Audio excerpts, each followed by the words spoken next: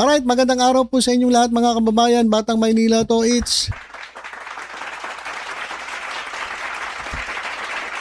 Nakita nyo na ba to mga kababayan? Nakita nyo na ba to? Ayan po, post po yan sa Facebook. Yung isang litrato, kasama po ni Madam former Vice President at ngayon ay Naga City Mayor Leni Robredo. Ito pong pinakamasipag natin na Vice President. Yung napakataas ng performance ratings. O kasama po niya sa litrato, ito pong si Sara Zimmerman Duterte. Yan po. At sa kabila ng mga litrato, makikita natin na kasama ni Madam Leni Robredo ang kasalukuyang Pangulo ng Pilipinas na si Presidente Bongbong Marcos. Ayan mga kababayan, ano ba ibig sabihin nitong mga litratong ito? Dito po sa kaliwa, meron po sinabi si Belhica. Pakita ko nga sa inyo. Ayan, kita niyo ba? Mabasahin ko na lang. Sabi ni Belhica, yung maingay na wala rin namang saysay na DDS. Si Belhica. Sabi ni Belhica mga kababayan, pinag-uusapan daw ng Duterte Camp ang Sara Leni sa 2028. Ayan. Tapos, ngayong Sabado, bukas po mga kababayan, ito pong si Presidente Bongbong Marcos ay makikipagkita po kay former Vice President Leni Robredo. Nung tinanong nga si Claire Castro sabi ng reporter, aside from pagbisita sa mga flood control projects dyan po sa Naga City, meron pa ba silang ibang pag-uusapan? Tanong ng reporter kay Yuse Claire Castro. Sabi ni Yuse Claire Castro, yan ang aabangan natin. Yan ang aabangan natin. Kung meron nga bang pag-uusap between President Bongbong Marcos and Madam Leni Robredo, sigurado naman mag-uusap itong dalawa. Kasi ikutin nga nila ang mga proyekto sa Naga City. Ngayon nga, nag-iikot na si Madam Leni Robredo ni-inspeksyonin niya. At alam ko, kani-kanina lang naka-live si Madam Leni Robredo sa kanyang mga programa dyan po sa Naga City. Napakasipag na mayor. Grabe. Mga kababayan, napakasipag na mayor. Hindi po katulad ng mayor dun sa dun sa Davao. Pumunta si Colonel Busita dun sa Davao para makipag-usap dahil meron po nagreklamong motorista sa Davao Hinuli po ngayon, gustong kausapin ni Colonel Busita yung mga namumuno dun sa Davao. Pumunta siya sa City Hall. Pinuntahan niya si Mayor Baste. Wala. Pinuntahan niya si Vice Mayor Duterte. Wala. Ano ba naman yan? Oras ng trabaho. Wala yung Mayor, wala yung Vice Mayor. So nakipag-usap si Busita dun sa mga sa mga staff. Tapos biglang merong sumulsol dito kay Kong Iyot. Kalimutan ko yung pangalan naalala ko Kong Iyot Si Kong Pulong. May nakarating kay Kong Pulong na nagsisigaw daw etong si Busita dun sa mga empleyado sa Davao City. Hindi naman pala totoo. Di napahiya pa ito si Kong Pulong. Gusto pala makipag-usap kay Mayor at kay Vice Mayor, pero wala parehas Hindi natin alam kung saan nagpupunta yung mga... Saan ba kayo nagpupunta? Oras ng trabaho. May mga pumupunta sa inyo. Hindi nyo naaasikaso. Bakit? Saan ba kayo pupunta? Nagsisession ba kayo? Baka may session. Baka naman may session. Kayo talaga. Baka naman may session. Kaya wala yung dalawa. So, buti pa, eto si Madam Leni Robredo, lagi pong nagtatrabaho mga kababayan bilang mayor ng Naga City. At maging nung siya po ay Vice President, nabagamat siya ay ginigipit ni Duterte, nakapag-deliver pa rin, nakapagtrabaho, nagawa niya ang kanyang mandato sa taong bayan, nagawa niya ang mandato niya bilang Vice Presidente, hindi katulad ng Vice Presidente natin ngayon na walang ginawa kundi mamulitika. Tagal-tagal pa ng eleksyon nagdeklara na I am Sara Duterte and I am running for President in 2028. Grabe, 2028, 2026 pa lang ngayon. Walang iya talaga.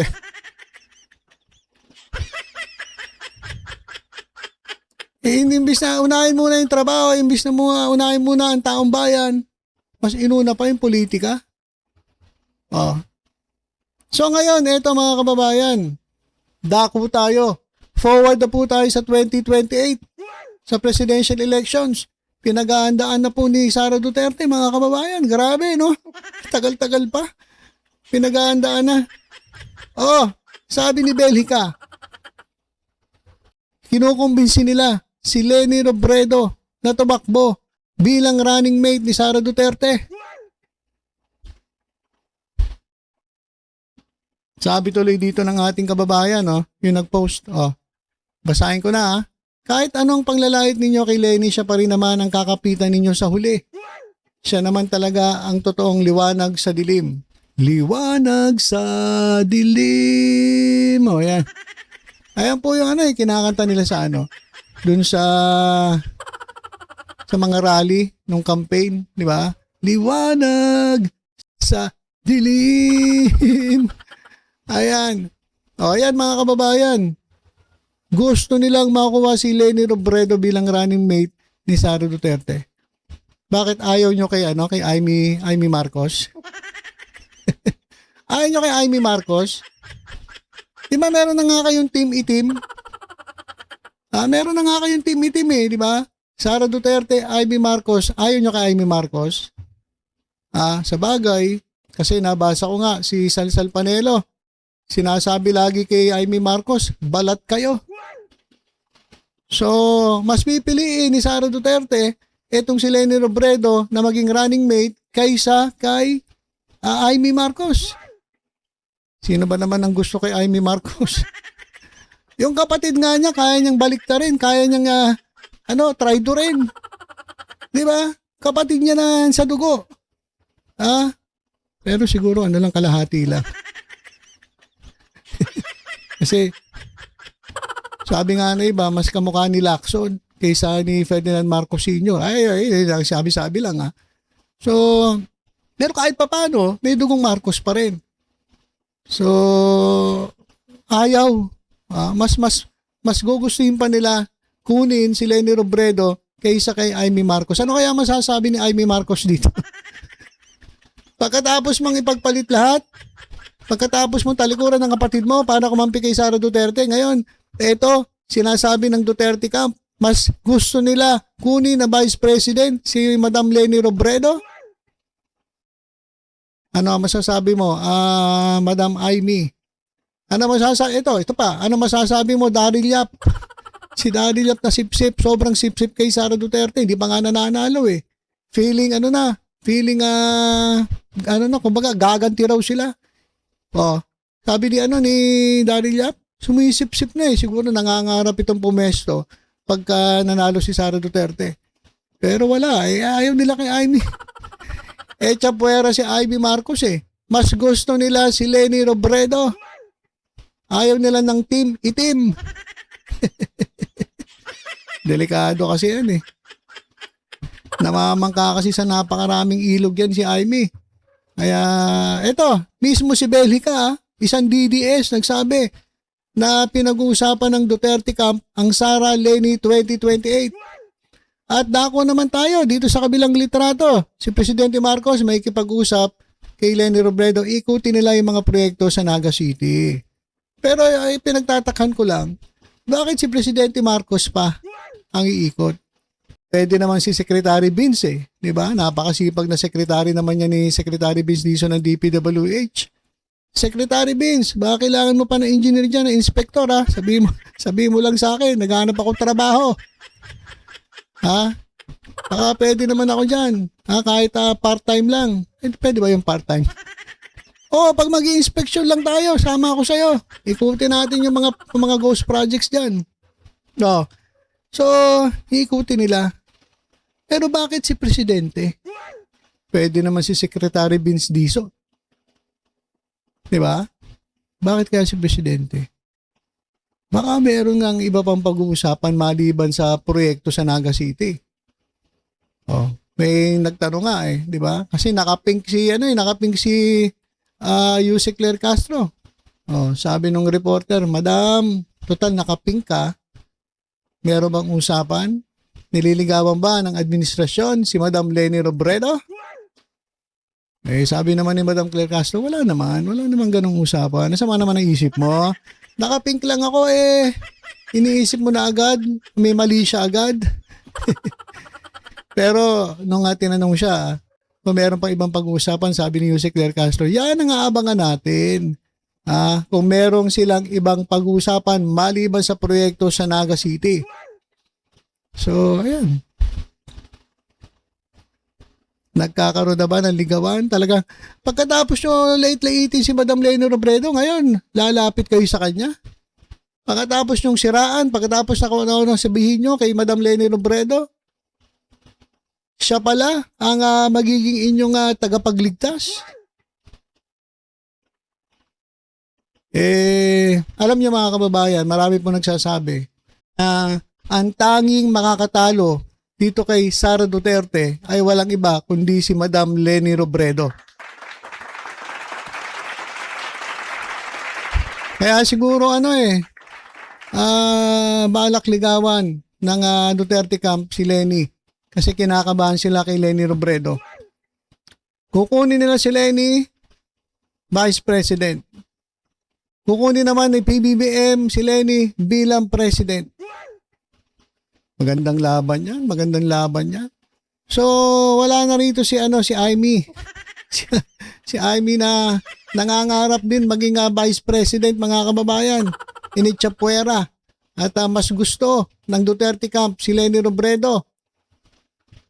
Ang tanong mga kababayan, papayag ba si Madam Leni Robredo kung meron mga alok galing sa Duterte camp at sa kampo ng mga Marcos? Kasi sabi ni Madam Leni Robredo, hindi siya tatakbo sa national position.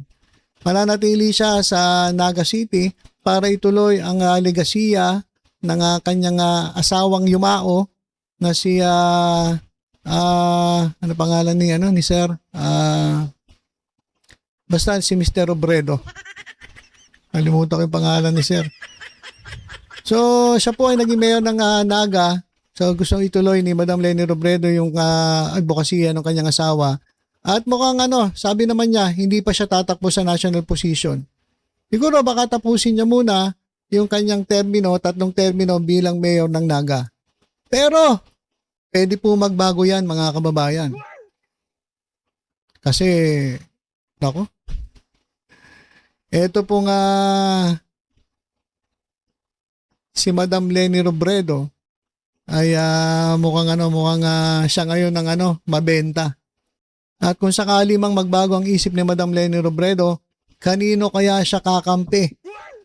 Kay Sara Duterte o kay Presidente Bongbong Marcos? So yan po abangan natin mga kababayan. Abangan po natin kung ano magiging development tungkol dito. Pero kung ako kay Madam Leni Robredo, huwag kay Sara Duterte. Kasi magiging party kayo ng gobyerno na walang gagawin kundi maghiganti. Magiging party kayo ng gobyerno na sa tingin ko magiging chaotic mga kababayan. Kasi hindi uunahin ng kung sakali man Duterte administration, Sara Duterte administration, hindi nila unahin ang taong bayan. Malamang uunahin nila ang politika, ang pagganti sa mga sinasabi nila na umapi sa kanila at uunahin nila ang pagtatakip sa kanilang mga kaalyado. Yan po malamang ang gagawin ng Sara administration kung sakaling sila'y manalo. Kaya kung ako kay Madam Leni Robredo, wag na ron, ma'am. Saka masisira ka. Si Bam Aquino nga Si Bam Aquino, nagsalita lang na na mas maganda o ideal na dito gawin ang hearing ng EJK case kay Duterte. Ang dami nang bumatikos sa kanya. Si Trillanes, binatikos siya. Kasi parang gumigit na siya. Bakit? Balak mo tumakbo sa mas mataas na posisyon sa 2028? Meron nga ang balita meron kang naririnig, Sara Duterte Bam Aquino. Sabi naman ni Bam Aquino, hindi ako tatakbo bilang presidente sa 2028. Sabi ni Bam Aquino yan. Kaya kung ako sa iyo, Bam Aquino, manahimik ka na muna dyan. Sayang naman ang boto namin sa inyo. Ako, binoto ko yung Kiko Bam. Ako umaasa na talagang gagawin ninyo ang inyong mandato bilang senador, lalong-lalo na yung inyong mandato sa taong bayan. Gumawa ng batas sa kaiunlad ng bansa at para sa kapakanan ng taong bayan. Yun po kaya kita binoto. Dahil magaling ka sa edukasyon. Makakatulong ka sa mga kabataan, sa mga teachers. Tapos ngayon, bigla kang mag-iiba ng landas at kakampi kay Sara Duterte. Wag na sir, wag na. Wag na. Masisira ka dyan. Kaya sa tingin ko si Madam Leni Robredo, hindi po kakampi dito sa mga Duterte. Kung sakali mga magbago isip niya, sa tingin ko, mas maganda, mas ideal. Ideal. Gusto na ngayon yung salitang ideal eh. Mas ideal po na tumakbo siya under the administration. Siya ang magiging presidential ng administration, vice president niya si PBBM, mas okay yan kaysa maging vice president ka ni Sara Duterte. Gagawin ka lang gagawin ka lang tau-tauhan katulad ng ginawa ng tatay niya sa'yo. Ganun yan, Madam Leni Robredo. Alam naman ni Madam Leni yan. Matalino naman yan si Madam Leni Robredo. So ayan mga kababayan, pinag-aagawan ang mayor ng Naga City, Madam Leni Robredo, ng dalawang kampo. Ang tanong, kung magbago ang isip niya at siya'y tatakbo sa mas mataas na posisyon, kanino kaya siya sasama? Ako, para sa akin, doon ka na lang sa kampo ng administrasyon kaysa dyan sa kampo na sumisira sa administrasyon. Lang po yung para sa akin. Kayo guys, sa tingin ninyo, saan dapat kumampi si Madam Leni Robredo? Sige nga po, comment below mga kababayan. At sa mga nakakapanood ng ating YouTube channel, baka pwede naman pong like and share po. Paki-like and share. At kung meron pong lumabas na ads, baka pwede naman pong wag nyo na pong skip yung ads, lalo na yung maikli. Pero kung 3 oras po yung ads, hintayin nyo po, mga siguro 10 seconds, skip nyo na po. Baka maubos naman yung data nyo sa ads lang at hindi nyo mapanood yung video natin. Okay, so ilan po muna mga kababayan, tutok-tutok lang po dito sa Batang Maynila Toid sa iba pang updates. Ingat po tayong lahat. God bless po.